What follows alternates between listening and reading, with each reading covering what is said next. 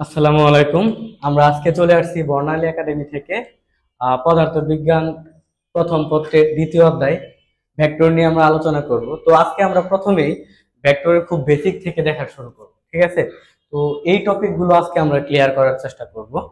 তো আমাদের প্রথম টপিক হলো রাশি। তো আমরা যদি রাশি নিয়ে কথা বলি তাহলে আমরা বলতে পারি যে রাশি কি, তাই না? রাশি, ওকে। রাশি কি এই জিনিসটা আগে আমাদের বুঝতে হবে। তো ভৌত জগতে যা কিছু পরিমাপ করা যায় তাই রাশি। যেমন ধরেন আমরা একটা লোহার দণ্ড আছে, এটার দৈর্ঘ্যটা পরিমাপ করতে পারি। এই যে দৈর্ঘ্য পরিমাপ করতে পারি, এই দৈর্ঘ্যটা হলো কি রাশি। আবার এক বস্তা চালের ভর পরিমাপ করতে পারি আমরা। তো ভর, এই ভরটা একটা রাশি। তার মানে ভৌত জগতে যা কিছু পরিমাপ করতে পারি ওভারঅল, তাকে আমরা রাশি বলতে পারি। তো এখন যদি আমি আপনাদের জিজ্ঞাসা করি যে রাশি কয় প্রকার, তো আপনারা মেবি সবাই কত বলবেন? অনেকেই মানে ম্যাক্সিমাম স্টুডেন্ট আমার ক্ষেত্রে কি বলে যে মানে দুই প্রকার নরমালি বলে, যে ভেক্টর রাশি স্কেলার রাশি, জিজ্ঞাসা করলে এরকম। বাট রাশি প্রথম দিক থেকে যদি আমরা চিন্তা করতে চাই যে বেসিক থেকে, রাশি কয় প্রকার? রাশি আসলে দুই প্রকার। তো আপনার যদি কেউ আপনাকে জিজ্ঞাসা করে রাশি কয় প্রকার, আপনি দুই প্রকার বলবেন।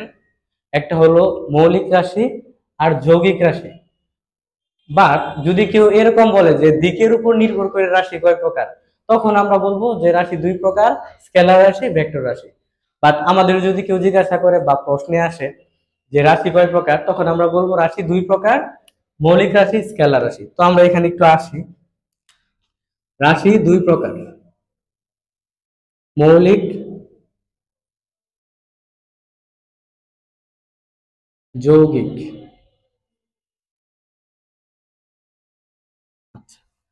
মৌলিক রাশি নিয়ে যদি আমরা আলোচনা করি, তো মৌলিক রাশি হলো এরকম যে আপনার যে সকল রাশিকে প্রকাশ করার জন্য অন্য কোনো রাশির সাহায্য লাগে না, তারাই মৌলিক রাশি। অর্থাৎ এই জিনিসগুলো খুবই ক্ষুদ্র, এটাকে আমরা আর ভাঙতে পারি না, এইরকম বিষয়টা বোঝাচ্ছে। তার মানে যে সকল রাশিকে প্রকাশ করার জন্য অন্য কোনো রাশির সাহায্য লাগে না, তাদের আমরা কি বলবো? মৌলিক রাশি বলবো, তাই না?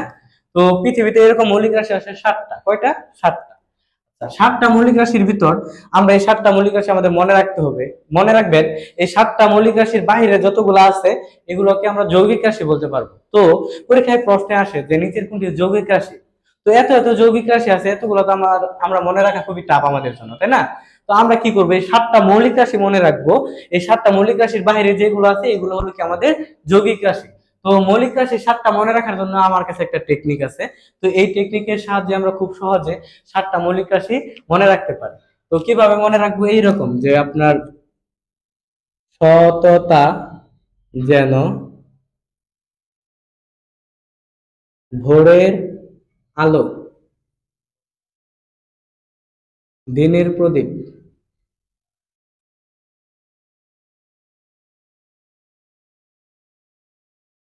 তো মৌলিক রাশি কয়টা? সাতটা। সাতটার ভিতর আমরা ফার্স্ট অফ অল স দিয়ে আমরা মনে রাখবো সময়। সময় মৌলিক রাশি।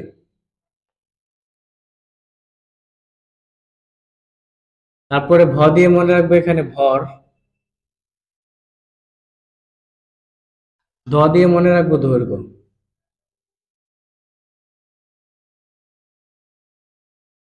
এই ধ দিয়ে মনে রাখবো দীপন তীব্রতা।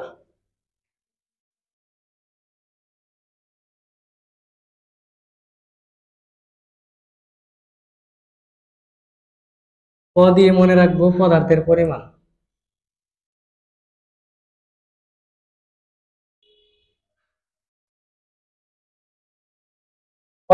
কয়টা লিখলাম? এক, দুই, তিন, চার, পাঁচ, আর দুইটা আছে, তাই না? তো এই ততে মনে রাখবো তড়িৎ প্রবাহ।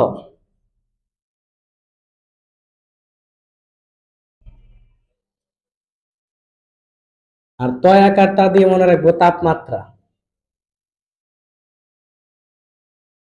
তো মৌলিক রাশি মনে রাখার টেকনিক, সততা যেন ভোরের আলো, দিনের প্রদীপ। তো আমরা এই ছন্দের মাধ্যমে সাতটা মৌলিক রাশি মনে রাখতে পারি। সতে সময়, ততে তড়িৎ প্রবাহ, তয় আকারে তাপমাত্রা, ভোরের ভর, দিনের দৈর্ঘ্য, দয় দীর্ঘিকারের দীপন তীব্রতা, এবং পথের পদার্থের পরিমাণ। তো এই সাতটা মৌলিক রাশি কেন মনে রাখবো? আসলে শুধু মৌলিক রাশি চেনার জন্য এরকম না। এই সাতটা মৌলিক রাশি যদি আমরা মনে রাখতে পারি, আমাদের সামনে অনেক বেশি কাজে লাগবে। তো মৌলিক রাশিগুলো মনে রাখা খুবই খুবই গুরুত্বপূর্ণ। আপনারা সবাই কষ্ট করে একটা স্ক্রিনশট নিয়ে নেন। ওকে, আচ্ছা। তো আমরা এই 7টা মৌলিক রাশি একটা ছক তৈরি করব। 7টা মৌলিক রাশির 7টা মৌলিক একক আছে এবং 7টা মাত্রা আছে। বাট আমরা ইম্পর্টেন্ট কিছু একক এবং মাত্রাগুলা দেখবো, যেগুলা শিখলে আমরা যে কোনো রাশির একক এবং মাত্রা সহজে বের করতে পারবো। ঠিক আছে, তো এই জিনিসটা আমরা একটু দেখার চেষ্টা করবো। আমরা ফার্স্ট অফ অল একটা ছক তৈরি করলাম। তো ছকে আমার 3টা অংশ থাকবে, রাশি, একক এবং মাত্রা। তো রাশি, একক, মাত্রা। তো প্রথমে ভর, দৈর্ঘ্য, সময়। মনে রাখবেন এই 3টা জিনিস সবচেয়ে বেশি ইম্পর্টেন্ট আমাদের। এই 3টা জিনিসের দৈর্ঘ্য মানে একক, মাত্রা, এটা আমাদের জানতে হবে। এটা যদি আমরা শুধুমাত্র এই 3টা জিনিসের একক এবং মাত্রা আমরা মানে মনে রাখতে পারি, তাহলে আমাদের পদার্থ বিজ্ঞানের মানে ম্যাক্সিমাম একক মাত্রা আমরা সহজে বের করে ফেলতে পারবো। আর আপনার বইয়ে দেখবেন অনেক অনেক একক মাত্রা, এবং প্রতিটা পরীক্ষায় পদার্থ বিজ্ঞানের 2টা বা 3টা এমসিকিউ থাকবে একক এবং মাত্রা থেকে। তো আমরা যদি এই 3টা একক মাত্রা বের করতে পারি, বাকিগুলো যদি আমরা মানে এই 3টার সাহায্যে বের করতে পারি, তাহলে জিনিসটা মজার না? বাট আপনি যদি এইভাবে টেকনিকলি না বের করেন, তাহলে আপনার সব শিখতে হবে, আর তখন যখন সব শিখবেন তখন সব মনে থাকবে না, এটাই স্বাভাবিক। তো আমরা কি করবো, এই 3টার বের করার চেষ্টা করবো। তারপরে বাকিগুলো আছে, বাকিগুলো কি আছে আপনার তড়িৎ প্রবাহ,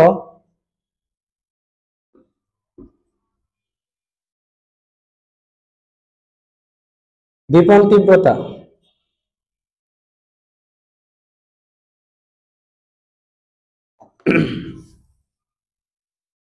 1 2 3 4 5, তাপমাত্রা,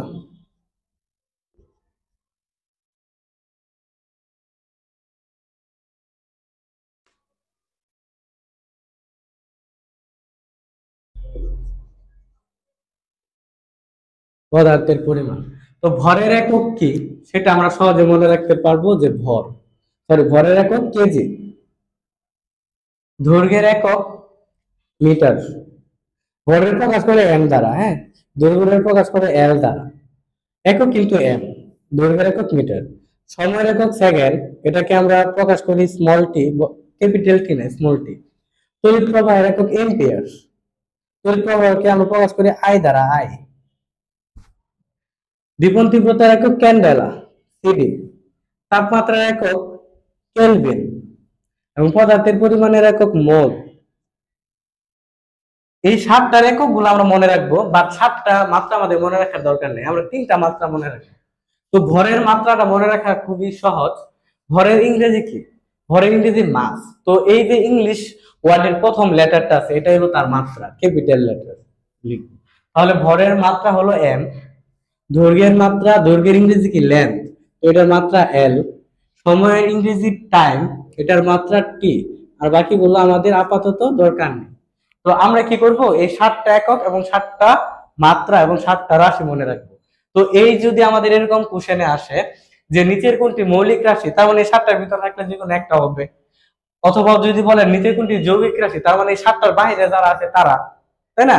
যদি আমাদের একক এবং মাত্রা বের করতে বলে, তাহলে তারপরে আমরা এগুলো পারবো, বাট এই 7টা আমাদের মনে রাখতে হবে। ওকে, আমরা যদি মনে রাখতে পারি, তাহলে আমরা দেখব যে কিভাবে আমি একক এবং মাত্রা এইগুলা ইউজ করে বের করতে পারি। দেখেন, আমরা ব্যাগ নিয়ে আলোচনা করি, ব্যাগ।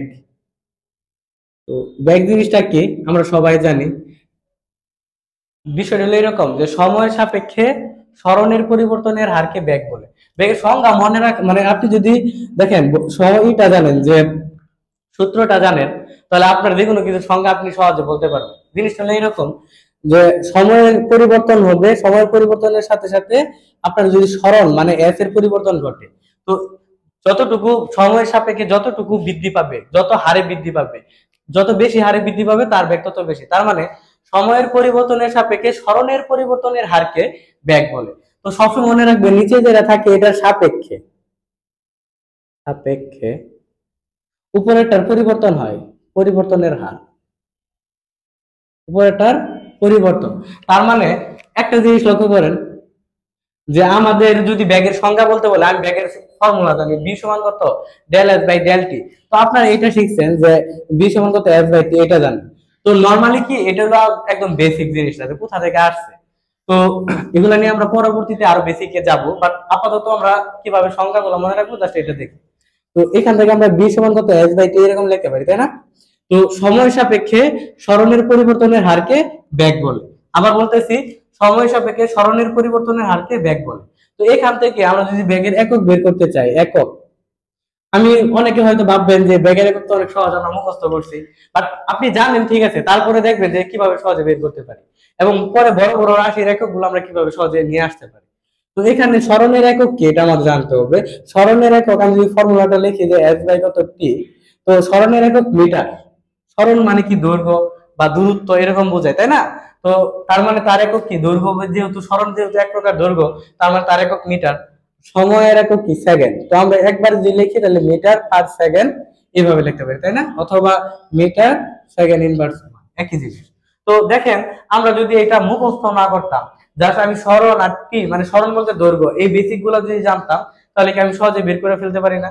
আপনি যখন একাধিক বার মানে এগুলো করবেন, মানে নর্মালি কি ব্যাগ আর ত্বরণ যেগুলো আছে এগুলো আমাদের একটু মনে রাখা লাগে, বাকিগুলো পরে আর মনে রাখা লাগে না, ওইগুলো আমরা টেকনিক্যালি বের করতে পারবো। আচ্ছা দেখেন, ত্বরণ, ত্বরণ নিয়ে যদি আলোচনা করি, সেম একইভাবে আপনি সংজ্ঞা দিতে পারবেন যে ডেল টি আর উপরে আছে কত, ডেল বি। তো সময় নিচে যে এর সাপেক্ষে উপরে এটা পরিবর্তন হয়, তা আমরা বলতে পারি সময় সাপেক্ষে বেগের পরিবর্তনের হারকে ত্বরণ বলে। এখন যদি এরকম হয় ত্বরণ এবং মন্দনের সংজ্ঞা দিতে বলে, যদি শুধু ত্বরণ দিতে বলে, আমি এভাবে বলতে পারবো যে সময় সাপেক্ষে বেগের পরিবর্তনের হারকে ত্বরণ বলে। বাট আমার যদি মন্দন বলে, ওই ক্ষেত্রে মন্দন বলতে কি হ্রাস বোঝায়, বেগের হ্রাস, সময় সাপেক্ষে বেগ হ্রাস পায়। তার মানে তখন আমরা এইভাবে বলতে হবে যে সময় সাপেক্ষে বেগের হ্রাসের পরিবর্তনের মানে বেগ হ্রাসের হারকে ত্বরণ মন্দন বলে। অথবা আপনি ত্বরণের সঙ্গে এইভাবে দিতে পারেন যে সময় সাপেক্ষে বেগ বৃদ্ধির হারকে ত্বরণ বলে। জিনিসটা কি বুঝতে পারছি? ওকে। তো আমি এটা এইভাবে লিখতে পারি যে বি বাই টি, তাই না? তো বেগের তো একক আমরা জানি যে মিটার সেকেন্ড ইনভার্স ওয়ান, আর টি মানে সময়, এটা একক হলো এস। তো আমি যদি একবার লিখি তাহলে মিটার সেকেন্ড ইনভার্স টু। আশা করি বুঝতে পারছেন। তো এই দুইটা জিনিস তো খুবই বেসিক ছিল, তাই না? তো এখন দেখেন আমরা কি করব, এই যে সাতটা মৌলিক রাশি আছে না, এটা নিচে একটু কষ্ট করে, এটা কিন্তু মৌলিক না, ব্যাগ কিন্তু মৌলিক রাশি না, তারপরে একটু কষ্ট করে এটার এককটা আমি এখানে লিখে রাখবো, আর ত্বরণের এককটা এখানে লিখে রাখবো, এটার সাথে একটু শিখে নিব, কারণ এগুলো আমার পরবর্তীতে আর ভাঙানোর দরকার হবে না যদি একটু কষ্ট করে শিখে নিই। তাহলে এখন দেখেন, আমি বল নিয়ে যদি আলোচনা করি, বল নিউটনের দ্বিতীয় ফর্মুলা থেকে আমি জানি এফ ইকুয়াল কত এম এ। তো এফ বলের যদি একক বের করি, দেখেন একক অনেকগুলা হয়। তো প্রথম যে এককটা এটা হলো ব্যবহারিক একক, যেটা আমরা ইউজ করি সবসময়। তো ব্যবহারিক হারিক একক, তার মানে বলের ব্যবহারিক একক কি এটা আমাদের জানতে হবে, যেটা আপনি সবসময় ইউজ করেন, কোনটা, নিউটন, তাই না? তো আমি এন দ্বারা প্রকাশ করলাম।